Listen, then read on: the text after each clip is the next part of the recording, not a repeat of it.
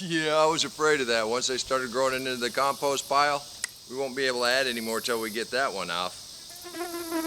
Hi, welcome back to the garden. Today is Saturday, August 28th. You know what Saturday means. We're going to do a quick review of this garden, then we're going to go to you and see what's going on in your garden. If you're new to my channel, you're in for a wonderful treat. We dedicate most of this episode to you. This isn't just my story. I stumbled upon a way to create a garden where you didn't have to weed, and I thought that was pretty cool. But then I stumbled upon you and what you're doing in your garden. So this is our story. The story of people that get their hands dirty. The story of people that like to get out there and see things grow. Well, this curlicue is dried up, and this is getting orange, yellow on top. The little spot on the bottom is still white. So one of the things we've been following is watermelon. This is the first year we've actually been successful with watermelon. I have to attribute that to the deep mulch and the electric fence. But we don't know exactly when to pick this. Do a little thinking on that while we do a review, and we may come back and pick this one today. Now, along with our watermelon patch, we've got a voluntary cantaloupe. But we also have what I believe Crenshaw melon. But it is smooth skinned and it's going to taste like a cantaloupe. Now we back off a little bit, we can see the other turmeric that came up voluntarily along with another cantaloupe. Its leaf is gone and it's wanting to peel right off of here. That peeled right off. Look how orange that is. That is beautiful. And that's just a free one. Our fall purple potatoes are still coming on strong. We're looking forward to that harvest. Now I'm not so sure I'm sold on planting in a straw bale. Although this basil is growing fine. I think it was just too hot when we started. That lettuce is going okay and we still have a couple carrots. We may try this again. If we try this again, we'll definitely have to charge that bale or definitely have a bale that has been broken down. Now these bales are getting overrun by the sweet potatoes on one side and the arugula from the other side that seeded itself.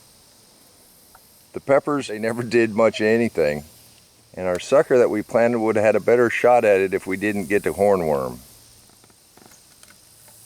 We still have nice tomatoes coming on everywhere. Alright, one of the main things that we've been following are the sweet potatoes. The experiment was, does a giant sweet potato that produces slips make more giant sweet potatoes? The very first one is planted in here somewhere, second and third across the way. They've overrun, and I told you last week where I put that mulch right over the top of the vines, you wouldn't be able to tell. It's already filled in. Now we've got a second row right here of 3. There's a triple right out there in the middle somewhere. Those we rooted in a pot. We just took the slips right off the potatoes, put them in some soil, and let them root, and then we planted them in here. Across this sea of leaves, we got a variety of other potatoes. Some of them are off of the great big ones that we harvested last summer. Then we have some purple ones in there towards the back, somewhere. So those are a couple of the things that we're following here in this garden. And while I decide whether or not we're going to pick that watermelon, let's go to you, see what's going on in your garden. Peppers grow great in containers. Jim has a nice variety from hot to hotter to super hot.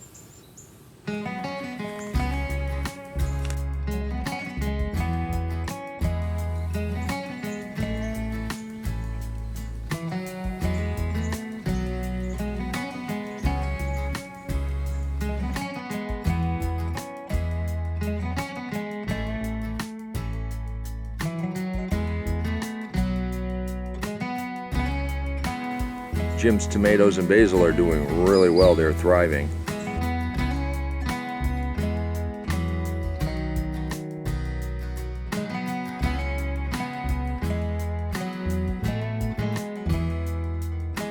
But it might be a mistake if you plant your cucumbers a little close to a tree.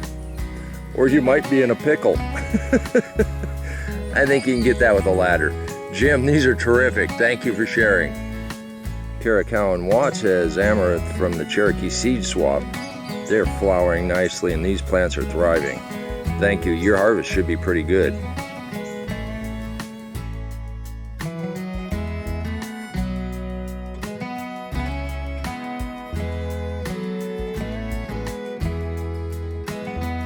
Bruce sent in an update from Florida, along with fall beans, tomatoes, eggplants, and a sprouty pile of compost.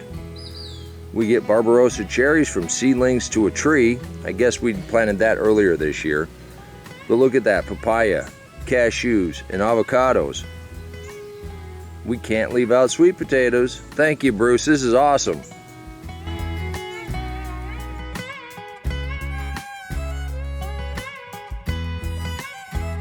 Let's welcome Brad and his fabulous raised beds and containers. This summer has been really good for his peppers and tomatoes. He encourages everyone to try. Thank you for your inspiration and welcome to our gardening community.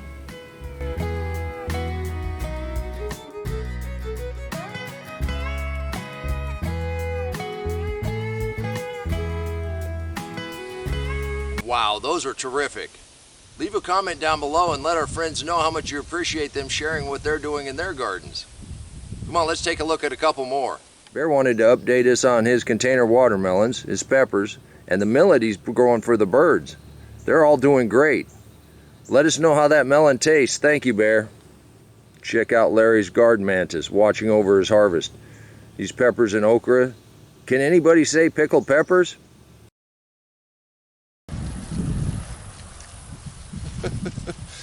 You can do this too. It doesn't matter the size of your garden, whether it's a container on the windowsill or whether you have a traditional garden. If you'd like to become part of this community and share what you're doing to help inspire others, just email me.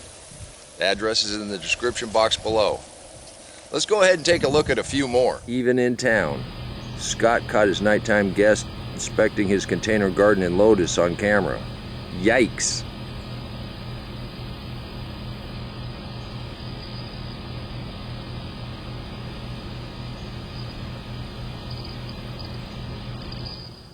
Denise's container garden is in all stages. Some things are winding down, some things are coming on strong, and some things have just sprouted.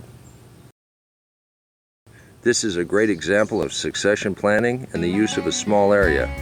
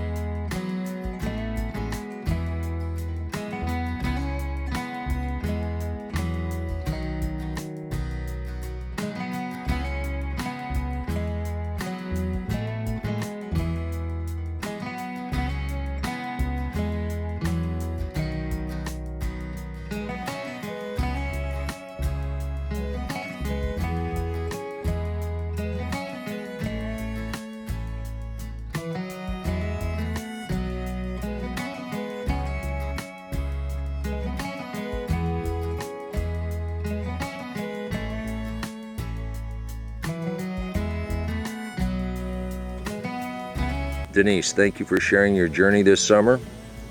Art's first year with deep mulch is bearing fruit, pun intended. He also has some fall plants just now kicking in as his harvest continues.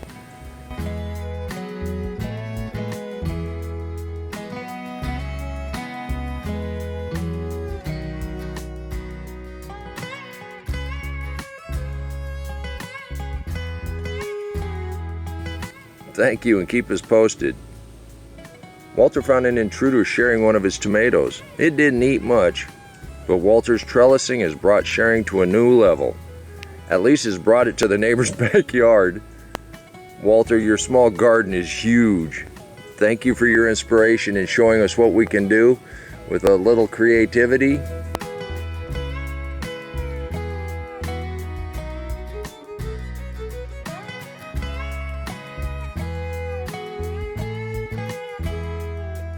I bet your neighbor wasn't too upset about the free cucumbers.